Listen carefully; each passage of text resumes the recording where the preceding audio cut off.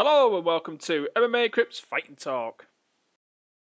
On today's show, we'll be going 3 rounds of action, with the headlining talk being Alexander Shlemenko versus Tito Ortiz for Bellator 120. The other 2 topics we'll be discussing today will be Ronda Rousey versus Alexis Davis for UFC 175. And we'll wrap up the show with fighter collapses off his stool at a RFA event.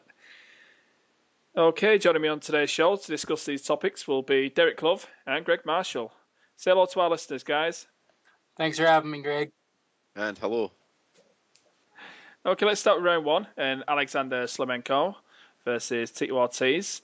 Now, this apparently got started by Shlemenko putting a video up. He was basically calling Tito Ortiz out for a fight. It literally took 24 hours after the video was released by Shlemenko for this bout to get signed. I was a little bit shocked by this fight, guys, to be honest. It wasn't a fight I seen Tito Ortiz returning to be honest. A fight out of his weight class, of course, and against the champion. Tito always seems to manage to pull the big names for some reason. Well, first off, guys, are you basically surprised to see Tito back and against the champion, Shlemenko? I'll ask that for you first, please, Derek. Well, first off, I'm not even sure if this fight actually happens. I don't think Tito will ever actually fight again. I think this is just kind of a pipe dream. But, yeah, I don't know if there's just, no one else for either of these guys to fight. But I have no idea why they would sign this fight. But what if Tito somehow won the fight? That would screw up everything. What do you make of it? Would you agree with Derek there, Greg? Well, yeah. It's a pointless fight. It's a strange fight. As for it being out of Tito's weight class, is it? Is it not going to be at 205? And it's definitely a non-title fight. So I would imagine that Shlemenko is going to go up to fight Tito. Yeah, there's not a cat in hell's chance Tito's going down to fucking middleweight, is it? Exactly. Not even like 195, 190 or something. It's just not going to happen. So it's going to be at 205, which gives Tito a huge size advantage. But that's a good point. Like you say, is it going to happen? If it does, is it worthwhile? Tito beating Shlemenko, what does that do to Shlemenko and his position in the company? They've got a guy at 185 who now lost to a guy who's won 1 fight in 8 years. It's like, it just makes no sense. Well, you mentioned it makes no sense, but let's be honest, it is a big name, it's a champion versus, a former champion in Tito Ortiz. He still has that name value. Do you not think, Greg? Yeah, he's got name value, but that's all he's got. Like I said before, take the Ryan Bader fight out, and the last time Tito won was against Ken Shamrock in October 2006. I mean, the guy's done nothing for a long time. He's been living off the fact that, yeah, but guys weren't able to beat me convincingly. I was managing to go the whole way with them, etc., etc. They still beat you. It doesn't matter just because they didn't knock you out or submit you. They still beat you. And again, did Shlemenko call him out as well? To me, yeah, he did. Yeah, but what my point is, did he call him out, or did Bjorn Rebney ask Shlemenko to call him out? Because it just doesn't make much sense for me. I just don't see why Shlemenko would even call him out. And it would make sense for Rebney to have a champion calling out Tito Ortiz. Yeah, so, rather than vice versa. Yeah, it does make sense. And it just so happened that the next day when Ortiz accepted the fight was the same time he got the clearance to fight again. Yeah, that's a surprise. Yeah, you put it like that, to be honest with you. It's like, well, you mentioned that he has been training a long while, but I'll ask you about that in a minute. First off, Derek, you mentioned that, Tito won't make it to the fight. Do you think that's more like Tito will pull out last minute, or do you think he'll get injured again? I'm thinking for sure he'll get injured again. Real injury or fake injury? I'm gonna say real injury. Tito is just in brutal shape. When you've had as many surgeries as him and everything, you shouldn't be putting your body through a hard training camp. Either he comes if he gets hurt in his training camp or he comes to the fight unprepared because he wasn't training hard enough. There's no way a doctor should even be clearing him to fight. Well, that's the thing. You touched upon it a minute ago, Greg. Now, Tito posted a picture of himself. He's in really good shape, like ripped, six-packed a lot, He's not carrying a lot of body fat either. So, from a guy who's been, apparently not been able to train with a broken neck, he's in good shape. So, he says he's been training for about 6 weeks, pretty hard. So, he said he's been telling Bellator he's good to fight, but obviously they needed clearance by the doctors, get him checked out and get him passed. But you touched about this being all set up. Do you think it could basically go as far as like this has been planned for a while? As soon as the pay-per-view was announced, they've literally sat down Tito. They know he's been able to be, they know he's cleared to fight. They just need to get an okay by the doctor. They've set this up with Shlemenko. Do you think it goes that far to where even Tito knew about it, about Shlemenko offering him out? Because you mentioned that you think that Bjorn had a little word with Shlemenko and said, call out Tito. Do you think Tito actually knew about it before it actually happened to Greg? It wouldn't surprise me. I wouldn't go as far as saying I think that he's done that, but it's a possibility that he could have, Bjorn could have done that. It just seems that everything's fell into place at the same time, whereas Shlemenko's called him out, and the next day Tito accepts at the same time he got clearance to fight again. It's like, it just seems too coincidental for me. Well, you mentioned as well before, Greg, that what's Alexander Shlemenko, what's he going to gain from, fighting Tito? Now, this guy's he's got a record of 50 wins and 7 losses. And he's not worldwide known, to be honest with you. Everybody knows he's a good fighter, but he hasn't reached that level yet where, like a Tito Ortiz, he's like Quentin Jackson or King Mo, where he's really recognised among the, the general fans. Do you think that, if he beats Tito, this could really be the one to push him? Because he's the champion, the Bellator champion just beat Tito Ortiz. Do you think this could really push him? It's not going to hinder him in any way. If he beats Tito, it's not really going to give him any great name because everybody beats Tito. But the thing with Shlemenko right now is he's not really got any big name wins on his record. He's fought Hector Lombard and he's fought Jacare before and lost both of them. And the next kind of big name he's really got on his record's probably, I don't know, Mikel Falcao or Doug Marshall. Yeah. Decent names, but they're not Tito Ortiz names. So in that respect, Tito Ortiz is a big name. But like I said before, Tito's won 1 fight in 8 years. It's not a big name anymore. That's like beating Tank Abbott. Let's be honest, it's nothing. He's going to beat a guy who's doesn't win anymore. Well, Greg was talking about the size disadvantage. Obviously, this is going to be a fight. What's going to be at light heavyweight? Now, Shlemenko's not like a ripped, toned up fucking 185er. As I mentioned, Tito is he's in good shape right now. He's literally not carrying any body fat. He's all muscle pretty much. How's this going to go down? This is for you here, Derek. How the fuck do you see this fight going? Because, is this going to be too much of a weight difference for Shlemenko? Do you think his skill can even shine through in this fight? Because if Tito gets him down, starts raining down his elbows on him, it's looking like a rough night for Shlemenko. Do you think this could really backfire on him here, Derek? I would say, actually, I'm going to go and say that Alexander Shlemenko wins by first-round submission. I'm going to say Tito's going to shoot in on him. Alexander Shlemenko's going to grab him by the back of his head and slam his head into the ground and then grab him with that mean guillotine that he has. Now, I'm assuming if Tito loses this, then he's done. You know what I mean? It's like, it made sense with the Quentin Jackson fight, bring him in to fight Quentin. It was a fight everyone wanted to see. That even did make sense. Yeah. Well, let's be honest, not many people got invested in it. So Bellator already know this. Tito's already come out in public and said, they pay me well, they treat me well. Oh, geez, UFC treated you well, and you're saying that Bellator paying you more? Really? So if he gets knocked out by Shlemenko, they've already seen that they can't market him very well against Quentin Jackson, So that was a fight everyone wanted to see. So, if you're Bjorn, are you fucking Tito off if he wins or loses this? Well, I don't think they'll fuck him off if he wins, but he's pretty much he's fucked either way. He's not going to last long in Bellator. He has to go on a really impressive run. So If Alexander Shlemenko defeats him, do you see like Tito getting cut from Bellator, Greg? Absolutely. If he loses to Shlemenko, he's got zero value whatsoever, and he's got little value just now. Not to rain on Tito. If this was 8 years ago, I'd be excited about it. But it's difficult to be excited about a Tito Ortiz fight now. I mean, when he lost to Matt Hamill, I thought he was going to quit and call it a day at that point, because he hadn't won in 5 fights at that point, and I thought, it's time to go. Matt Hamill, fuck's sake, man. This is a guy who was coaching and tough.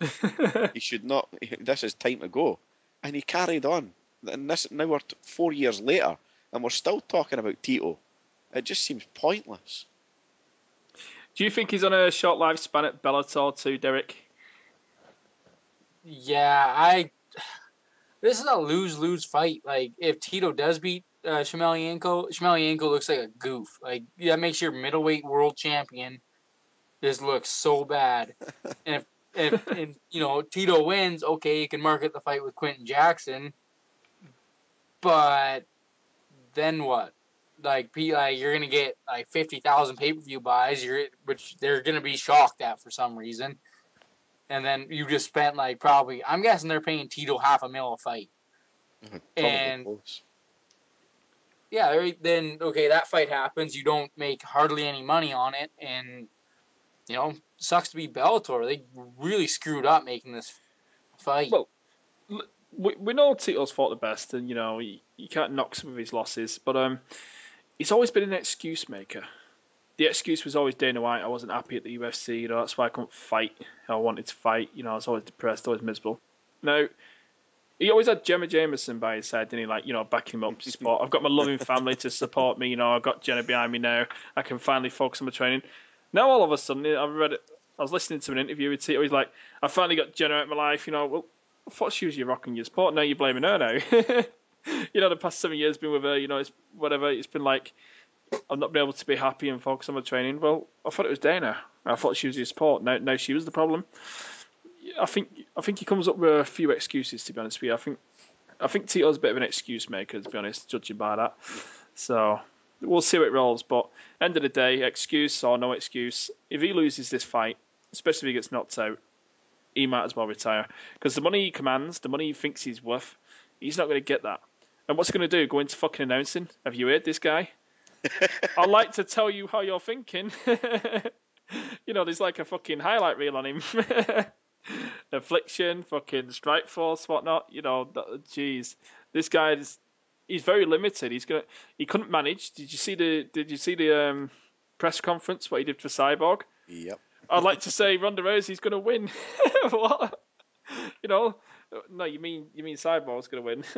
He was just, jeez, that was just terrible. He's just not a public speaker, and the only thing he can do really is fight. And if he can't fight, he's just got his gym and his clothing line. And let's be honest, when you start spending a long time out of the game, people don't give a shit about punishment athletics anymore. The only thing you can really do is get good fighters to wear his shit, but are people even going to give a fuck about punishment athletics? There's so many clothing companies about nowadays. He needs to come up with something, and something in the cage real quick. And this is his chance. This is probably the biggest fight in his career. I would have said the Bader one was at one point. I think the first Ken fight was the biggest fight. And then I think it was the Bader, and now it's definitely this one. This one's really the do or die one for him. I hope he's got some savings, because UFC are not going to give him a Chuck Liddell job. They're not going to give him a Matt Hughes job, a Forrest Griffin job. Do you know what I mean? He's on bad terms with these guys. He's saying he's going to gate crash this and that or whatever. Okay, let's move on to round 2. And Ronda Rousey versus Alexis Davis for UFC 175. Now, there's been talks of Cyborg, Holly Holm, and Gina Carano all facing Ronda Rousey next. Obviously not at the same time, but they was the front runners. Obviously, none of these fighters are even in the UFC, but for some strange reason, there's just been the talk of facing Ronda Rousey for the past 6 weeks or something. So, but as it turns out, the UFC have actually turned to their own roster of UFC bantamweight fighters and selected number 2 ranked Alexis Davis. First off, Greg, give us your thoughts on the fight between Alexis Davis and Ronda Rousey. Well, before I get to that, you say the front runners for the fight were Holly Holm, Gina Carano, and Cyborg, were they? Yeah. Or was that all just media talk to keep Ronda in the news, to bring this fight into the public eye, and they were always going to pick the number 2 ranked Alexis Davis right from the start? In my opinion, that's exactly what it was. Davis was the obvious contender, other than probably Kat Zingano. I don't know where we stand with Kat just now. She did say she would be ready to fight in July, but the UFC have went with Davis, who has earned her shot. She's the only other woman, other than Ronda Rousey, to have won 3 fights in the UFC so far. She's on a 5-fight win streak. She's the obvious choice. There's no other decision to make. There's no way any of these other 3 women were going to get the shout ahead of her. Well, you mentioned these other 3 women, and you think it was to hype, the fight between Alexis Davis and Ronda Rousey. I don't fully believe it. I think the Holly Holm getting her arm broken, I think that fight could have been next because there has been talks, but UFC offered her shit money. So there was definitely talks there in the past few weeks. Holly Holm didn't want that fight, though. She didn't want it? No, she said she wanted 2 fights in the UFC before she got Ronda Rousey. Then obviously there was Chris Cyborg. Chris Cyborg's been doing more of the talking on that. She's the one who's saying, I want to make it down in that weight now. She's saying, I'll make it down to 135 now, whereas Tito was always like, no, she can't make 135. She struggles to make 145, so she's going to make 135. So Cyborg's the one who's doing a lot of that talking.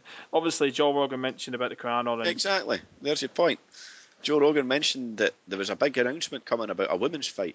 So Cyborg was automatically brought into the discussion. Nobody else brought it up. It's supposed to be really life-changing for the women's division. Obviously, Alexis Davis versus Ronda Rousey. It's not like, not anything that's going to give a big shake-up to the division. Exactly. Davis was never going to be an easy fight to sell because she's not a known name. She's not a big in the public persona. Not a lot of people know who she is. So how do they sell Ronda Rousey, Alexis Davis? It's quite a tough sell. I know what we'll do. We'll pretend we're going to fight all these other girls, and we'll get Ronda's name in the press, and we'll get everybody annoyed because she's going to fight all these other people when there's people in the division that deserve the shot, and then at the last minute we'll say Alexis Davis gets the fight. Well, Alexis Davis did look pretty shit to me in the last bout against I. Well, you can call it shit, but obviously Jessica is a good fighter, so, let's be honest, Jessica could be fighting for the title this time next year, so, might not be all that bad of a fight, you know what I mean? Still a good win. But anyway, Derek, give us your thoughts on the bout between Alexis Davis and Ronda Rousey, please. It's the fight to make right now if Kat Zingano's not ready. I don't think Alexis Davis has much of a chance, personally, but I don't really think anyone does outside of Cyborg and maybe Holly Holm. But, they needed a co-main event for 175, and now we have a stacked UFC 175 card, so this is perfect. Well, you mentioned Kat Zingano there, Derek. Do you think we'll see Kat Zingano back this year after all she's been through with the knee injury, with her husband dying and whatnot? I'm gonna say yes. I'm gonna say last quarter of the year she'll be back, and I wouldn't be shocked if she was fighting Ronda Rousey in November or December. Yeah, Dana White's already said she's still number 1 contender. Obviously, she has to sit this one out. But obviously, when she comes back, I see her getting a straight title shot. Now, obviously, this means also that the talks between Gina Carano and Dana White didn't go too well, because we did a show on this, Derek, about two nights ago that she was meeting with Dana White and we would know the outcome. We've heard nothing. So we not only we heard nothing. This fight with Alexis Davis was just announced. Obviously, Greg's got his own story on that. He thinks that it was all to hype this up. Do you believe that means Carano's not signing with the UFC there, Derek, do you think? I believe that Dana White didn't get that blowjob that he was supposed to get. So, yeah, I don't think we'll ever see Gina Carano fight in the UFC now if this didn't happen on Wednesday. Yeah, she said that, it's either going to happen or it's not off these talks. So she's been thinking about it, so I'm going to meet with Dana now. It's either going to be I retire from the sport or it happens again. And I don't think it went too well, to be honest. you see when Dana met with Brock Lesnar, didn't he, not too long ago, and everyone was raving about it. Then we didn't hear nothing. Like normally when Dana White meets with a fighter and a high profile fighter, you hear about what happened the next day. When you don't hear nothing, if you can all remember Ricardo Arona where he met Dana White backstage after a UFC event, it was like, oh, Ricardo Arona's meeting Dana White. Then all of a sudden we hear nothing. Then like 2 years later we finally find out what happened. So hopefully we can get some feedback off Carano, but I just don't think it's good news, to be honest with you. Well, I think it is good news. Come on, Greg. You showed your dismay for Carano get the title shot on the MMA Crip website. Let's give you a chance on here. What was your thoughts on Carano facing Ronda Rousey if it happened? It was just a plain fucking joke. This is a woman who hasn't fought for years, and she lost her last fight. There's no way it should have even been in consideration. And now, get her back in the UFC, yeah, make her fight, get her win a couple of fights, then she can fight Ronda. No way does she come in straight off the bat and go straight into a title fight with Ronda. No chance. It doesn't matter. Just because she's a fucking movie star doesn't mean she should be able to get a title fight. It might as well get Sylvester Stallone in to fight fucking Cain Velasquez. Come on. Maybe she could have The Rock in a corner. It's just fucking crazy. It's just absolute madness.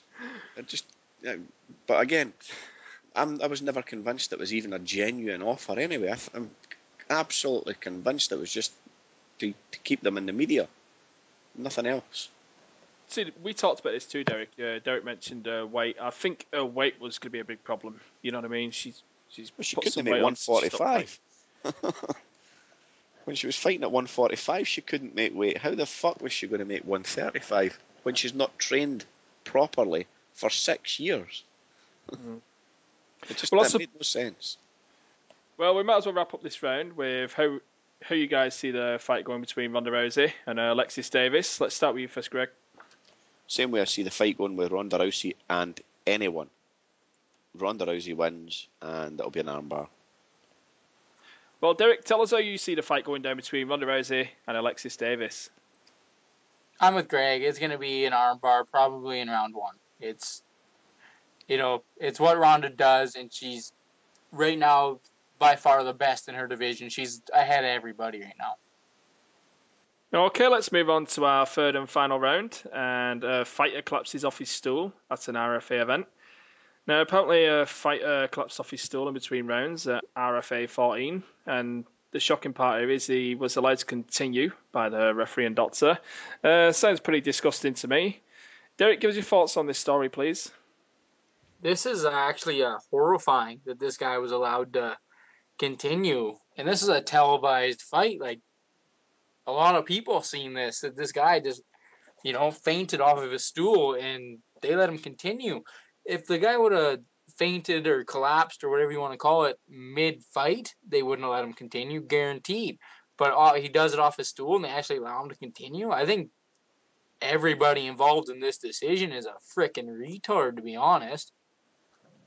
Wow, it was on Access TV, yeah? Yeah. Correct. Jeez. Well, for the listeners at home, his name was Junior Maranho. What a cool name, eh? You got Ho at the end of your name. Ho backs down. Greg, give us your thoughts on this pretty crazy story here. Exactly the same as Derek there. It's just fucking crazy. Like he says, if it happened in the middle of a round, the fight would have been stopped there and then. No questions asked. So the guy's sitting on his stool and he collapses and face plants to the mat. And they pick him up, put him on his stool and send him back out again. Now, I see the guy himself is now claiming that he wasn't out. He just felt dizzy and he fell over. I'm sorry, he didn't feel dizzy and he fell over. He face planted and was out. And his corner had to pick him up and put him on his stool again. He also claims that the doctor came in and examined him and said he was ready to go. Except the doctor didn't come in and examine him. The doctor spoke to his corner. The doctor and the referee are shameful for this. It's unbelievable. This guy could have went back in a cage and died. And that is just unacceptable. Does that fighter what died in Africa? Was it African Fighting Championships, Yeah, Greg? Extreme Fighting Championship in Africa. It's ridiculous. It's like I'm watching it now. I'm watching the video on it. He's face planted down. They're shaking his arms and shaking his body. He's fucking out. He's what? I'm counting now. 1, 2, 3, 4, 5, 6. 6 seconds I counted there, and he wasn't even moving. They're shaking him. It's ridiculous.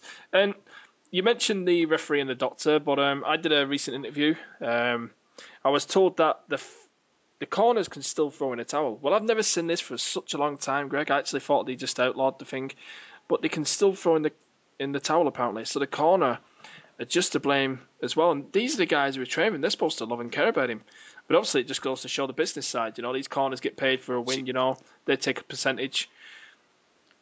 You're right. The corners definitely need to take the blame, but like you say, they're there to make money and they're there to try and get their fighter a win. The referee is there to protect the fighter. The doctor is there to protect the fighter. These guys are more to blame. Yeah, the corner should have stopped it as well. Absolutely, there's no doubt about it. The corner should never have put that guy out for the next round. But the referee and the doctor are both there to protect the safety of the fighter, and none of them did anything. And to allow that guy to go out there and fight in the third round is just crazy. And as for the commission, there was a lot of people slating the commission as well. Yeah. Now, I don't see how the commission can be to blame for a referee and a doctor doing their job wrongly. I think it was harsh to blame the commission. But I've seen a statement from the commission today, which they are backing their referee and their doctor. So now the commission are fucking... they should never host another MMA event. If they think that was okay, then they need to be fucking shut down. Someone needs to come down hard on this. The RFA needs to be, given a fine or something like that. Just something needs to happen because this can't continue. Like other companies, other smaller shows need to learn that this cannot fly. If this was the UFC, this fight would not have continued, guaranteed. If this was the UFC, this would be all over the news. It would be all over the news if this was the UFC. And realistically, it should be all over the news. I'm glad it's not, because it would be fucking terrible for MMA if it was all over the news. But it should really be. Did you catch the third round? How he performed in the third round, Greg? I didn't, but I know he lost the third round and lost the fight. Did you see the fight also, Derek? I didn't watch the entire fight. I just seen him collapse off the stool, and then I seen them letting him continue. Well, hopefully, any of our listeners, if you're listening to this, just post in the comment box below and let us know how he actually did in the third round. If he looked good, did he compete, with the guy he's facing? Did he look shitter than the last two rounds, Because obviously, just off him collapsing, you shouldn't let him go back out. But, his performance will tell a lot too. Because if he sort of come back too, because we've seen fighters get rocked on wobbly legs, then all of a sudden... Give them like 2 or 3 minutes later, they're okay again. While it's not wise and the smartest thing to do, because obviously they've suffered a bit of a concussion, they can suffer a worse one then. Do you know what I mean? But if you look at the Nogueira fight against Roy Nelson, he flied around the ring 2 times before he got knocked out properly. He was down twice. He was fucking pretty much out of it. He was like semi-unconscious really. So, but it is interesting. I would like to know how he actually performed in that third and final round. Okay, that's a wrap for today's show. From MMA Crips Fighting Talk, thank you for watching.